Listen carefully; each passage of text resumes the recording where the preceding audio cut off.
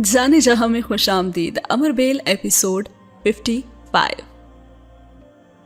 बढ़ते हैं अगले सीन की तरफ और अगला सीन स्टार्ट होता है उमर जहांगीर और कर्नल हमीद से। जैसा कि आपने पिछले एपिसोड में देखा था कि उमर जहांगीर ने एक अपॉइंटमेंट सेट की थी कर्नल हमीद से मिलने के लिए, लेकिन उमर 10 मिनट की अपॉइंटमेंट का सुनकर तो खून के घूंट ही पीकर रह गया था।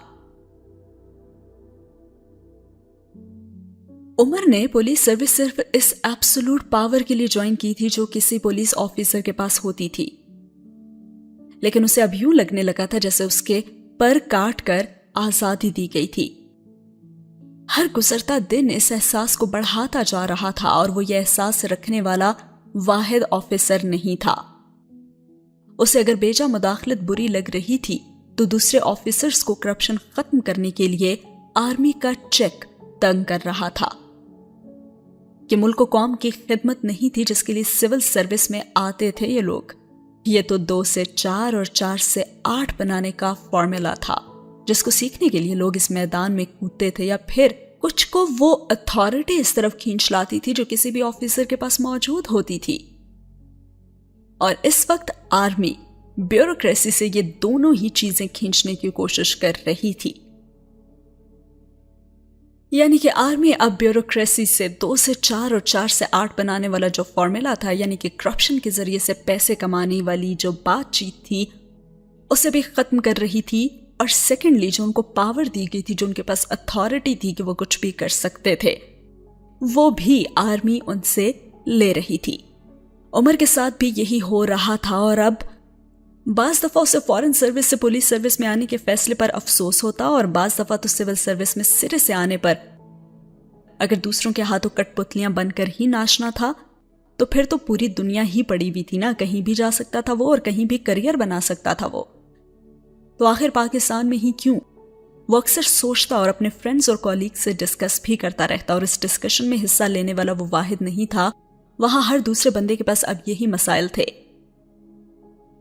पावर शेयरिंग आर्मी और ब्यूरोक्रेसी दोनों के लिए जैसे गाली की हैसियत इख्तियार कर गया था। आर्मी के बाद अगर मुल्क में कोई दूसरा ऑर्गेनाइज्ड स्ट्रक्चर था तो वो ब्यूरोक्रेसी का ही था, और दोनों एक दूसरे के हरबों, हथकंडों और चालों से तो बखूबी ही वाकिफ थे। और यही वजह थी कि दोनों में से कोई भी दूसरे को मात देने में नाकाम रहता था, क्योंकि दूसरे के पास पहले ही हर चीज का तोड़ मौजूद होता था और दोनों ही तरफ बेहतरीन दिमाग और बदतरीन साजिशी मौजूद होते थे। दोनों ही तरफ बेहतरीन खुशामदी और बेहतरीन दरबारी मौजूद थे और दोनों ही तरफ ज़हीन तरीन अहमकों की भी बड़ी तादाद थी। लेकिन इस बार पहली बार आर्मी ने सिविल सेटअप पर कारी ज़रब लगाई थी और पहली बार ब्यूरोक्रेसी को वाकई अपनी पावर खतरे में महसूस होने लगी थी। कुछ ने महाज आराई का रास्ता इख्तियार किया था और कुछ ने बगैर किसी हुज्जत के हथियार डाल दिए थे, और उमर पहली ही टाइप में शामिल था और दूसरी टाइप में शामिल होने की तमाम कोशिशों के बावजूद वो उसमें कामयाब नहीं हो पा रहा था। और उमर के बुरे दिन अब वाकई में शुरू हो चुके थे। साथ हुआ ये सीन खत्म। अगले सीन में वो जा चुका है उससे मिलने, यानी कि कर्नल हमीद से। वो अगले दिन 10:30 होने वाली अपॉइंटमेंट से 5 मिनट पहले ही कर्नल हमीद के ऑफिस पहुंच गया था। यह एक हिफाजती कदम था जो ताखीर की सूरत में कर्नल हमीद की तरफ अपॉइंटमेंट कैंसिल ना होने से बचने के लिए उठाया गया था। लेकिन कर्नल हमीद उसे ऑफिस में नहीं मिला था, उसका पैगाम ही सिर्फ मिला था और उसने उमर की अपॉइंटमेंट कैंसिल करवा दी थी क्योंकि बकौल पीए साहब कह रहे हैं कि वो बहुत मसरूफ हैं। और उमर ने नाराजगी के आलम में पीए से कहा कि ये तो तुम्हारे साहब को पहले ही पता होना चाहिए था ना, अगर उन्होंने अपॉइंटमेंट तय की थी तो उन्हें मिलना भी चाहिए था। और फिर पीए ने जवाब दिया कि अपॉइंटमेंट तो सर मैंने तय की थी, कर्नल साहब ने नहीं की थी, और वो भी आपने जबरदस्ती अपॉइंटमेंट तय करवाई थी। पीए बड़ी ही दीदा दलेरी के साथ तेजी से कह रहा था। शायद उसे उमर के लिए कर्नल हमीद से खास हिदायत मिली थी और उमर को उसके सामने बेपनाह हितक का एहसास हुआ था। और फिर पीए ने उससे कहा कि वो आपके लिए पैगाम देकर गए हैं कि आप चाहें तो फोन पर अपनी बात कह सकते हैं। और उमर उसके पैगाम के जवाब में कुछ भी कहने के बजाय वहां से निकल गया। اور اپنے آفس پہنچنے کے بعد اس نے ایاز حیدر کو فون کیا اور انہیں اس تمام معاملے کی تفصیلات بتا دیں، اور اس نے تفصیلات بتانے کے بعد یہی کہا کہ میں نے تو آپ کو پہلے ہی بتایا تھا کہ یہ آدمی مصالحت نہیں چاہتا، یہ آدمی صرف میری بے عزتی کرنا چاہتا ہے اور صرف مجھے اپنے سامنے جھکانا چاہتا ہے اور کچھ بھی نہیں۔ وہ تقریباً پھٹ پڑا تھا۔ اور ہاں، آپ سن لیں کہ میں دوبارہ کبھی اس شخص کی شکل تک دیکھنے نہیں جاؤں گا۔ ایاز حیدر کچھ دیر خاموشی سے اسے بولتا سنتے رہے اور پھر انہوں نے کہا، عمر، میں چاہتا ہوں کہ تم چند ماہ کی چھٹی پر چلے جاؤ۔ اور وہ یکدم ٹھٹک گیا۔ کیا مطلب ہے آپ کا؟ ہاں، صحیح کہہ رہا ہوں، تم چند ماہ کی چھٹی پر چلے جاؤ گے نا، تو نہ تو تم یہاں رہو گے اور نہ ہی یہ مسئلے پیدا ہوں گے۔ لیکن کیوں؟ اگر میں چھٹی پر چلا جاؤں گا تو اس سے تو میرا کریئر… اور ایاز حیدر نے اس کی بات کاٹ دی۔ کریئر کی تم فکر مت کرو، میں ہوں اس کو دیکھنے کے لیے، تم بس چند ماہ کی چھٹی پر چلے جاؤ۔ لیکن انکل، میں اس طرح اپنی جاب چھوڑ کر نہیں جانا چاہتا، آپ تو جانتے ہیں نا۔ عمر، میری بات سمجھنے کی کوشش کرو، اگر تم نہیں جاؤ گے تو پھر تمہیں بھیج دیا جائے گا۔ اور عمر نے انہیں یاد دلایا کہ آپ نے تو کہا تھا کہ میری ٹرانسفر کر رہے ہیں یہ لوگ۔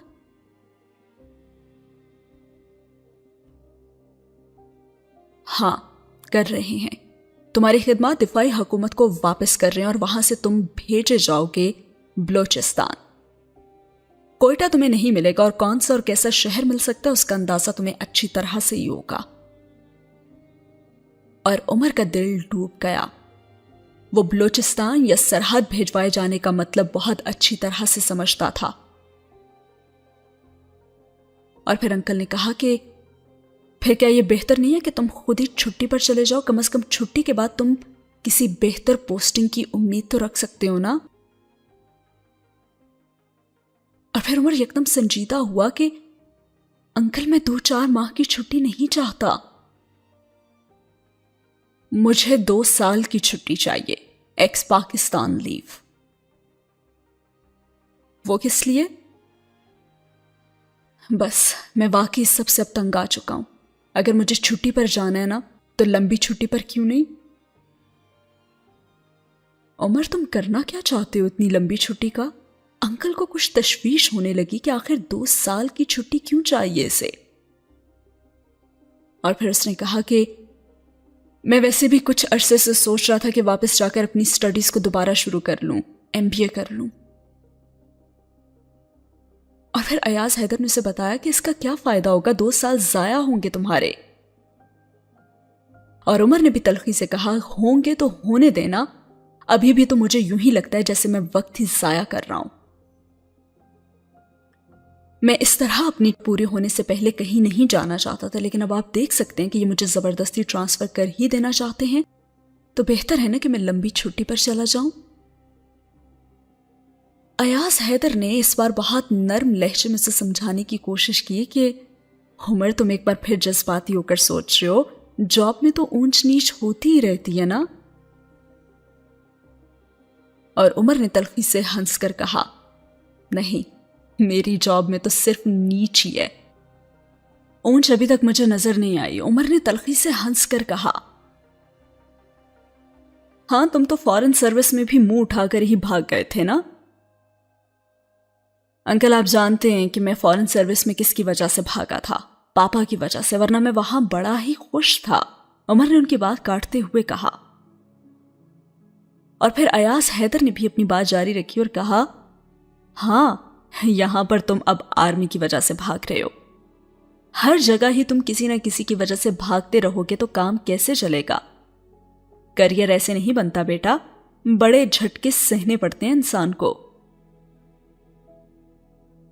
اور اس نے بھی کہا کہ میں نہیں سہ سکتا، اور کم از کم اب تو نہیں، فی الحال تو ہر لحاظ سے میرے صبر کا پیمانہ لبریز ہو ہی چکا ہے۔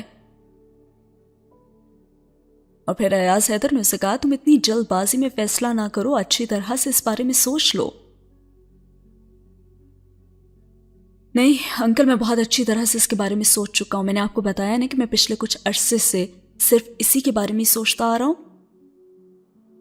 آپ پلیز اس سلسلے میں اب میری مدد کریں، اس نے قطعیت سے کہا. اچھا مجھے یہ بتاؤ کہ جب MBA کر لو گے تو اس کے بعد پھر کیا کرو گے؟ یہ میں نہیں جانتا، ابھی تو میں صرف یہاں سے جانا چاہتا ہوں. اچھا ٹھیک ہے، میں جہانگیر سے سلسلے میں بات کروں گا، تم ابھی سارے معاملے کے بارے میں ایک بار پھر سے سوچو. انہوں نے اسے پھر سمجھانے کی کوشش کی اور عمر نے ان کی بات کے جواب میں سوال کیا، آپ مجھے صرف یہ بتائیں کہ مجھے چھٹی دلوا سکتے ہیں یا نہیں. دیکھو عمر، فی الحال تو تمہارے لیے صرف 2-4 ماہ کی چھٹی پر جانا ہی بہتر ہے. اس کے بعد کچھ عرصہ گزر جانے کے بعد تم اپنی چھٹی بڑھوا لینا، کیونکہ ابھی فوری طور پر تم پر کوئی بھی اتنی مہربانی نہیں کرے گا کہ فوراً تمہیں 2 سال کی چھٹی دے دے، کیونکہ تمہاری حرکتوں کی وجہ سے تمہارا سروس ریکارڈ خاصا خراب ہو چکا ہے. اس لیے پہلے میں تمہاری 4 ماہ کی چھٹی منظور کرواتا ہوں، تو بعد میں اسے بھی دیکھ لیں گے، ٹھیک ہے؟ ایاز حیدر نے اسے 2 ٹوک الفاظ میں کہا تو عمر ان کی بات پر مان گیا کہ ٹھیک ہے، آپ فی الحال مجھے 4 ماہ کی چھٹی پر بھیجوا دیں، اور ہاں میں فوری طور پر اپنی چھٹی کی منظوری چاہتا ہوں. اور ایاز حیدر نے بھی بڑے ہلکے پھلکے انداز میں کہا کہ آئی جی تم سے اتنا خوش ہے نا بیٹا کہ وہ بڑی خوشی سے تمہیں چھٹی پر بھیجوائے گا. تم کو اس بارے میں پریشان ہونے کی بالکل بھی ضرورت نہیں ہے، بلکہ وہ تو تم سے اتنا بیزار ہے کہ اس کا بس چلے تو وہ تمہاری اس چھٹی کو کبھی ختم ہی نہ ہونے دے.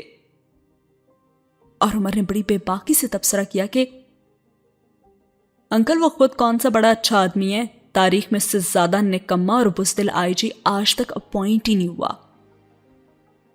عمر کچھ احتیاط کرو، اگر تمہاری لائن انڈر آبزرویشن ہوئی تو ایسے تبصروں کے بعد تمہارا کیا حشر ہوگا، تمہیں یاد رکھنا چاہیے. اگر وہ آپ کا دوست نہ ہوتا نا تو میں یہ جملہ اس کے منہ پر اس کے آفس میں کہہ کر آتا. میں اس سے خوف زدہ نہیں ہوں، عمر نے بڑی بے خوفی سے کہا. ہاں جانتا ہوں تم کتنے بہادر ہو، بہت اچھی طرح سے جانتا ہوں.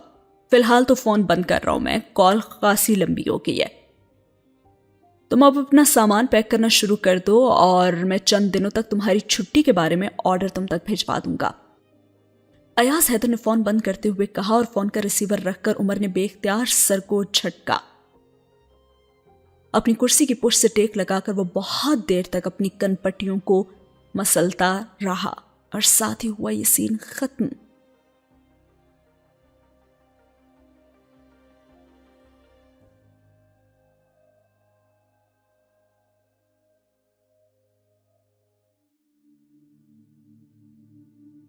اگلا سین وہاں سے شروع ہوتا ہے جہاں پہ علیسے کی ماں اسے اس کے کمرے میں آ کر اطلاع دیتی ہیں کہ جنید کے پیرنٹس آئے ہیں اور وہ تم سے ملنا چاہتے ہیں. اور علیسے نے ہاتھ میں پکڑی ہوئی کتاب بند کرتے ہوئے کہا تھا ان سے کہ میں ان سے ملنا نہیں چاہتی اور آپ معذرت کر لیں یا پھر کوئی ایکسکیوز دے دیں. اور پھر سمینہ نے واپس مڑتے ہوئے کہا کہ ہاں ٹھیک ہے، میں ان سے یہی کہہ دیتی ہوں کہ تم ان سے ملنا نہیں چاہتی. اور پھر علیسے خاموش رہی. اس سارے معاملے میں اگر وہ کسی سے واقعی شرمندہ تھی تو وہ صرف جنید کی فیملی تھی اور خاص طور پر اس کے والدین ہی تھے. اس نے سمینہ سے کچھ نہیں کہا تھا اور وہ کمرے سے نکل گئی تھی. اب علیسے نے کتاب کو ایک طرف رکھ دیا اور وہ پہلے بھی کچھ پڑھ تو نہیں پا رہی تھی اور اب اس کا جی کچھ اور ہی اچاٹ ہو گیا تھا. بیڈ سے اٹھ کر وہ اسٹیریو کی طرف گئی اور اس نے کیسٹ لگا لیا. کچھ دیر تو وہ کمرے میں ٹہلتی رہی، میوزک سنتی رہی اور پھر یکدم اس نے اسٹیریو کو بھی آف کر دیا. صرف 2 دن پہلے ہی سب کچھ نارمل تھا، سب کچھ، اور اب سب کچھ ایک خواب لگ رہا تھا. وہ اب ایک عجیب سے اضطراب کا شکار ہو رہی تھی اور بار بار وہ اپنے ذہن سے جنید اور اس کے گھر والوں اور اس کے گھر کو جھٹکنے کی بھی کوشش کر رہی تھی اور بری طرح سے ناکام ہو رہی تھی. اور پھر کمرے کے دروازے پر ایک بار پھر سے دستک ہوئی اور اس نے یس کم ان کہا. اور پھر اس نے رک کر دروازے کی طرف دیکھا بھی اور دروازہ کھول کر اندر داخل ہونے والی نانو اور جنید کی امی تھیں اور علیسے کے چہرے کا رنگ بدل گیا. उसे तवक्को नहीं थी कि जुनैद की अम्मी नानो के साथ यूं अचानक कमरे में आ जाएंगी। इससे बेहतर तो यह था कि वो उनसे खुद मिलने के लिए बाहर चली जाती। और फिर नानो ने ऐलान करने वाले अंदाज में कहा, अलीसे, मिसेस इब्राहिम तुमसे मिलना चाह रही थी तो मैं उन्हें यहीं ले आई हूं। और आप बैठिए मिसेस इब्राहिम, मैं चाय भिजवाती हूं आपके लिए। आप अलीजे के साथ ही चाय पिए। नानो ने उसके कुछ कहने से पहले ही जुनैद की अम्मी से मुखातिब होते हुए कहा और कमरे का दरवाजा बंद करके बाहर निकल गई। आप बैठिए प्लीज, अलीसे ने कदरे हकलाते हुए जुनैद की अम्मी से कहा और उसे अंदाजा था कि इस वक्त उसके चेहरे पर कितने रंग आ रहे होंगे। और वो सोफे पर बैठ गई और जुनैद की अम्मी ने सोफे की तरफ इशारा करते हुए उससे भी कहा कि तुम भी बैठो बेटा। और वो कुछ झिझकती हुई उनके पास आकर बैठ गई और उन्होंने चंद लम्हे खामोश रहने के बाद कहा कि जुनैद ने मुझे सब कुछ बता दिया है। और अलीसे उन्हें देखने लगी। इसके बाद आंटी उसे समझाने लगी और कहने लगी कि उमर को हमारे घर आते हुए बहुत अरसा हो गया है। जुनैद और उसकी दोस्ती भी बहुत पुरानी है। पुरानी दोस्तियों में तो बहुत ज्यादा जज्बात और एहसासात इन्वॉल्व हो जाते हैं अलीसे बेटे। अटैचमेंट भी बहुत गहरी हो जाती है और उमर तो वैसे भी हमारे लिए हमारे घर के एक फर्द ही जैसा है। मैं नहीं जानती कि तुम उसे क्यों इतना नापसंद करती हो और यकीनन तुम्हारे पास भी उसे नापसंद करने की कोई ना कोई वजह जरूर होगी, बिल्कुल उसी तरह से जिस तरह हमारे पास उसे पसंद करने की वजूहात हैं। लेकिन उमर को तुम्हारे और जुनैद के दरमियान मसला नहीं बनना चाहिए था। और वो फिर चंद लम्हों के लिए रुकी। जुनैद तुमसे मोहब्बत करता है और ये मोहब्बत उमर की वजह से नहीं है। अलीसे, तुम अभी हमारे घर नहीं आई हो, लेकिन तुम पिछले 1 साल से हमारे घर में हमारे साथ हो। हम सबको बहुत आदत हो गई है तुम्हारी। ये शादी ना होने से सिर्फ जुनैद नहीं मुतासिर होगा, हम सभी मुतासिर होंगे और तुम भी मुतासिर होगी। मैं मानती हूं कि जुनैद से तुम्हारी नाराजगी का हक है, लेकिन इस नाराजगी में कम से कम तुम्हें तो जुनैद जैसी कोई अहमकाना हरकत या फिर कदम नहीं उठाना चाहिए ना। और अब वो उसे समझा रही थी। हम सब ने ही तुमसे उमर के बारे में छुपाया, मगर ये इसलिए नहीं था कि हम तुम्हें धोखा देना चाहते थे। ये तो सिर्फ इसलिए था क्योंकि हम लोग तुम्हें तकलीफ नहीं देना चाहते थे। उमर तो सिर्फ जुनैद का दोस्त है ना, लेकिन तुम तो हमारी फैमिली का हिस्सा बन जाओगी। हमारे लिए किसकी अहमियत ज्यादा है तुम खुद अंदाजा कर सकती हो। और जुनैद के लिए किसकी अहमियत ज्यादा है ये भी तुम जान सकती हो। हां, तुम्हें अगर यह पसंद है कि उमर हमारे घर आए तो मैं उमर को मना कर दूंगी, वो घर नहीं आएगा हमारे। और जहां तक जुनैद और उमर की दोस्ती का ताल्लुक है तो उसको तो तुम रहने ही दो। अलीसे, उनके इस ताल्लुक से तुम्हारी और जुनैद की जिंदगी पर कोई असर नहीं पड़ेगा। मैं खुद तुम्हें इस बात की गारंटी देती हूं। लेकिन बेटे, इतनी छोटी छोटी बातों पर इस तरह रिश्तों को खत्म करना, कम से कम मैं तुमसे इसकी तवक्को नहीं कर सकती थी।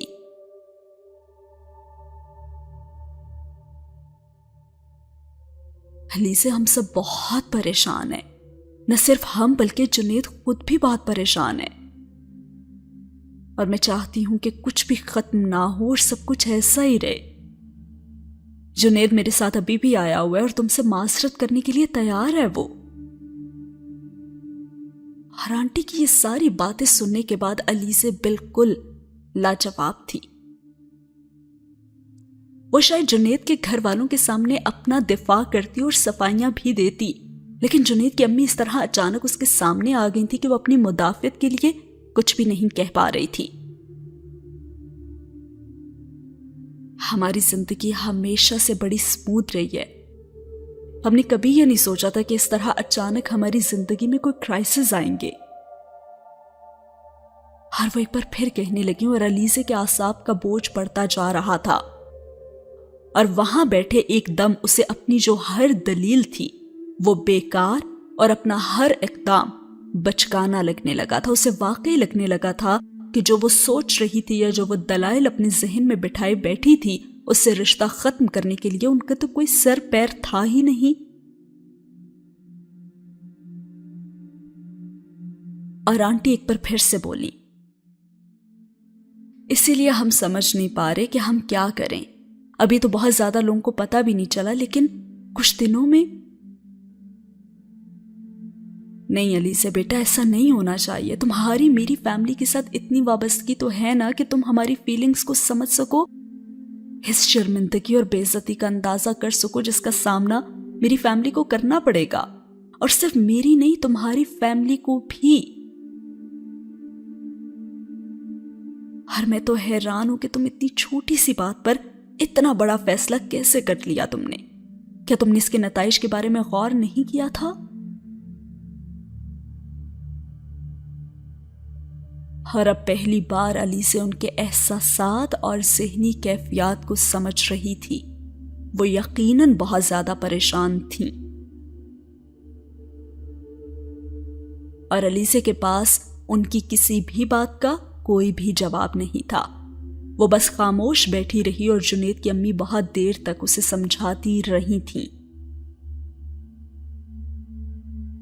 اور شاید اس کی یہ مسلسل خاموشی انہیں حوصلہ افزا بھی لگی تھی۔ اور اس کے بعد کچھ دیر کے بعد اگلے دن وہ دوبارہ آنے کا کہہ کر رخصت ہو گئیں۔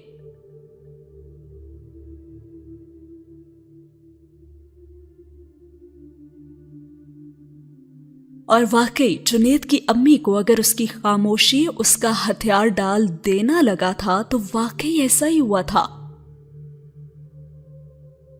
جن باتوں پر اسے بہت پہلے سوچنا چاہیے تھا وہ اب ان کے بارے میں سوچ رہی تھی، اور اشتعال اور جلد بازی میں کیے ہوئے فیصلے کے جو اثرات تھے اب وہ پہلی بار اس کے سامنے آ رہے تھے۔ یہ یقیناً جنید کی امی کی گفتگو کا نتیجہ نہیں تھے، اگرچہ ان کی گفتگو نے اس کی کنفیوژن اور پچھتاوے میں تو اضافہ کیا تھا، لیکن وہ اس پچھتاوے کی وجہ نہیں تھے۔ علیزہ کو اب ہر ایک سے اسی رد عمل کی توقع تھی، لیکن اسے اندازہ نہیں تھا کہ وہ خود اس قدر شرمندگی اور ندامت محسوس کرے گی، کیونکہ اس نے نوٹس شائع کروانے سے پہلے صرف ایک ہی بات سوچی تھی کہ اگر دوسروں کو میری پرواہ نہیں ہے تو مجھے بھی دوسروں کی پرواہ نہیں ہونی چاہیے۔ لیکن اس نوٹس کے بعد ہر رشتے کی طرف سے ہی اسے یہ بتایا گیا تھا کہ انہیں اس کی پرواہ ہے، اور ابھی آنٹی نے آ کر جو باتیں کہیں کہ جنید تم سے محبت کرتا ہے اور یہ محبت عمر کی وجہ سے نہیں ہے، اور علیزہ تم ابھی ہمارے گھر نہیں آئی لیکن تم پچھلے 1 سال سے ہمارے گھر میں ہمارے ساتھ ہو اور ہم سب کو بہت عادت ہو گئی ہے۔ تمہاری یہ شادی نہ ہونے سے صرف جنید نہیں بلکہ ہمارا پورا خاندان متاثر ہوگا، اور اسے اب واقعی میں لگنے لگا تھا کہ وہ ضروری تھی ان کے لیے۔ کم از کم وہ ہر شخص کو ناراض کر کے خوش رہنے والے لوگوں میں شامل ہونے کی صلاحیت یا اہلیت اب نہیں رکھتی تھی، اور جنید کے بارے میں وہ سوچنے لگی کہ کیا واقعی اس کے لیے کوئی احساسات رکھتی تھی وہ اس شخص کے لیے جسے وہ چند ہفتوں میں اپنا ہم سفر بنانے والی تھی، جس کے ساتھ وہ پچھلے 1 سال سے منسوب تھی، جس کے ساتھ وہ مستقبل کو پلان کرتی پھر رہی تھی۔ اتنی جلدی کیسے ختم کر لیا اس نے؟ وہ بار بار خود کو یہ یقین دلانے کی کوشش کر رہی تھی کہ جنید کو اس سے محبت نہیں تھی اور اس سے شادی صرف عمر کی خواہش کا احترام تھا، لیکن اب اسے احساس ہو رہا تھا کہ دوسری طرف جو کچھ بھی تھا کم از کم اس کے لیے جنید کوئی عام شخص اب نہیں رہا تھا۔ وہ اسے بار بار یاد آ رہا تھا، بہت آہستہ آہستہ اس کا غصہ اور اشتعال اب ختم ہو رہا تھا۔ اور پھر اگلے 2 ہی 3 دنوں بعد جنید کے گھر والے آتے رہے اور جنید بار بار فون بھی کرتا رہا اور نانو بھی اسے سمجھاتی رہی۔ سمینہ آنٹی بھی اپنی مجبوریوں سے بتاتی رہیں اور سکندر نے کراچی سے لاہور آ کر اس سارے معاملے پر اس سے بات بھی کی، اور بالآخر چوتھے ہی دن علی سے سکندر نے ہتھیار ڈال دیے۔ اسے لگتا تھا کہ وہ جنید اور اس کی فیملی کے بغیر رہ سکتی ہے، لیکن وہ نہیں رہ سکتی تھی۔ وہ انہیں بھول نہیں سکی تھی، وہ انہیں کاٹ کر اپنی زندگی سے الگ نہیں کر سکی تھی۔ اور پھر نانو نے اس کے اس فیصلے پر سکون کا سانس لیا تھا، اور اس کے اس فیصلے سے سب سے زیادہ مسائل کا سامنا تو انہیں ہی کرنا پڑا تھا، اور وہ خوش تھی کہ اب وہ بچ گئی تھی۔ اور اب جنید نے اسے کال کر کے اس سے کہا تھا کہ میں نہیں جانتا کہ میں تمہارا شکریہ کیسے ادا کروں علی سے۔ ہر علی سے نے جواب میں کہا تھا کہ اس کی ضرورت نہیں ہے، اور پھر اس نے اس سے کہا تھا کہ علی سے تم میرے لیے بہت اہم ہو، اور اس نے بھی مختصراً کہا تھا کہ ہاں میں جانتی ہوں۔ Yes, last few days were a nightmare. I'm happy I'm out of it. اور اب علی سے اس کے لہجے سے اس کے سکون اور اطمینان کا اندازہ تو کر ہی سکتی تھی۔ اور پھر علی نے اس سے کہا، جنید آپ نے ایک حقیقت مجھے بتا دی۔ Oh my God, no way. Alizeh نے یہ کہا کہ جنید آپ نے تو ایک حقیقت مجھے بتا دی، لیکن ایک مجھے بھی آپ کو بتانی ہے۔ کیا ہم کل مل سکتے ہیں؟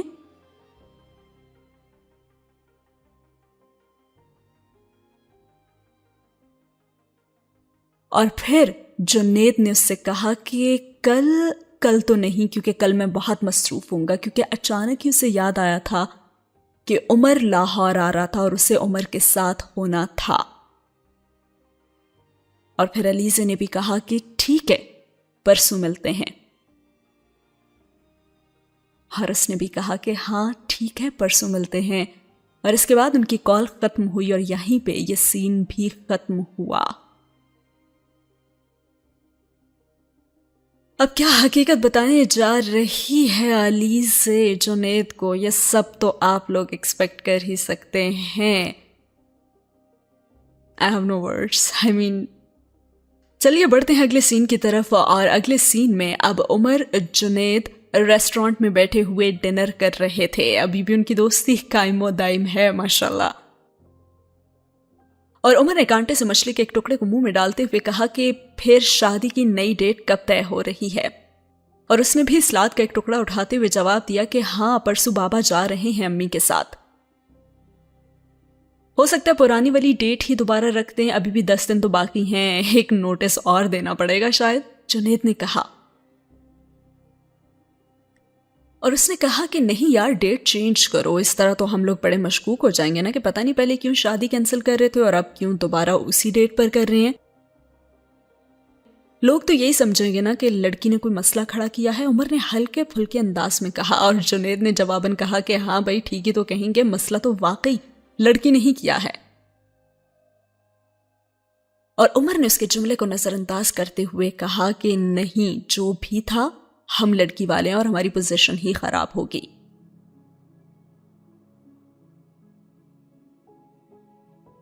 اور پھر جنید کہنے لگا کہ سارے معاملے میں لڑکی والوں کا رول تو ہمارا ہی رہا ہے نا، تم لوگوں کو کیا پریشانی ہوئی ہے بھلا، سب کچھ تو ہمیں ہی کرنا پڑا، منت، سماجت، صفائیاں، وضاحتیں اور کیا کچھ۔ اور عمر نے مچھلی کھاتے ہوئے نظریں اٹھا کر اسے دیکھا۔ You deserved it.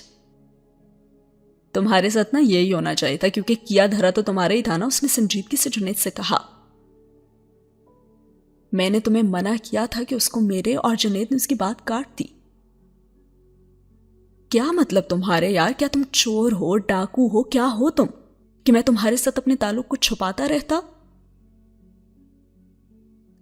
ارے بھائی میں پولیس والا ہوں نا، اور وہ تو مجھے ان دونوں سے ہی زیادہ برا سمجھتی ہے۔ عمر ہنستے ہوئے دوبارہ اپنی پلیٹ کی طرف متوجہ ہوا۔ میرے بھائی اگر کسی شخص سے محبت ہو نا تو اس سے وابستہ ہر شخص سے محبت ہو جاتی ہے۔ اور عمر نے کھانا کھاتے ہوئے بے اختیار کہکہا لگایا اور جنید اس کے کہکہے پر کچھ چھینک گیا. یار اس سے زیادہ گھسا پٹا جملہ تم اس موقع پر نہیں بول سکتے تھے کیا؟ یہ کہاں سے پڑھ لیا تم نے کہ جس سے محبت ہو اس سے وابستہ ہر چیز سے محبت ہو جاتی ہے؟ وہ اب بھی اس کے فکرے پر محسوس ہو رہا تھا. میں نے پڑھا نہیں، میں نے سنا ہے.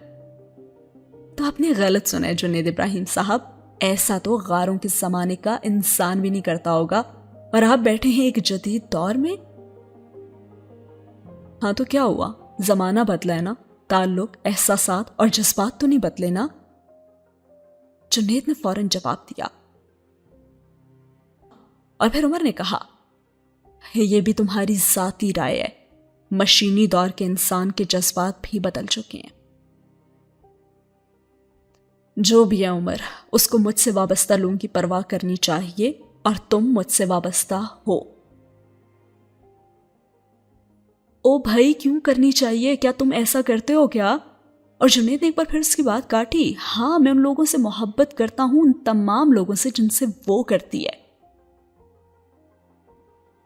اچھا جنید، پھر تو ایسا ہونا چاہیے نا کہ تمہیں ان تمام لوگوں سے نفرت بھی ہونی چاہیے جن سے وہ کرتی ہے. ہاں؟ اور جنید لاجواب ہو گیا اور عمر ایک بار پھر اطمینان سے مچھلی کھانے میں مصروف ہو گیا.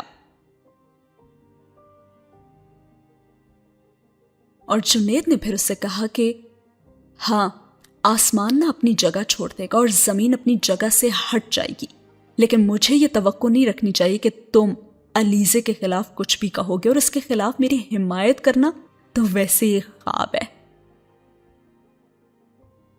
اور عمر اس کی بات پر مسکرا دیا اور جنید نے اپنی پلیٹ میں پڑا ہوا چمچ اٹھاتے ہوئے اس سے کہا تھا، درست، تم یہ کوشش کر ہی کیوں رہے ہو؟ تمہیں پتا ہونا چاہیے نا کہ ہماری فیملی کا slogan we are always right.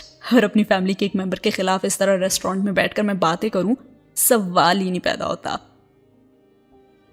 اور وہ پھر سے مسکرانے لگا. لیکن اب کی بار جنید نے کچھ نہیں کہا تھا. اس نے صرف ایک گہرا سانس لے کر اپنی پلیٹ میں کچھ سوس اور ڈالی تھی. اور عمر پھر سے مسکرانے لگا. تمہاری یہ کزن ہے نا، اوف. جنید نے کچھ کہنا چاہا لیکن عمر نے بھویں اچکاتے ہوئے اس کی بات کاٹ دی. اس بات سے تمہارا کیا مطلب ہے کہ میری کزن؟ وہ تمہاری ہونے والی بیوی ہے بھائی. عمر نے تصحیح کی. Okay okay okay, my bride to be.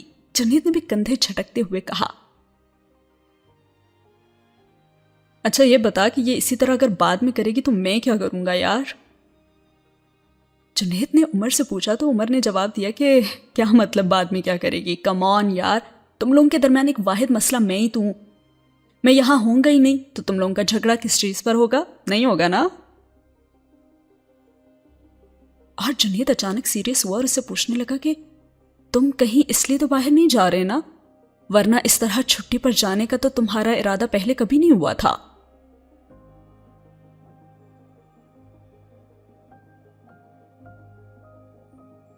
اور اس کے بعد عمر جہانگیر نے اسے کیا جواب دیا اور ان کے درمیان کیا کچھ بات چیت ہوئی، یہ جانیں گے ہم اگلی ایپیسوڈ میں. آج کی ایپیسوڈ تھوڑی سی انٹرسٹنگ تھی. ضرور کامنٹ باکس میں مجھے بتائیے گا کہ آج کی ایپیسوڈ کیسی لگی. ملتے ہیں اگلی ایپیسوڈ میں. اللہ حافظ.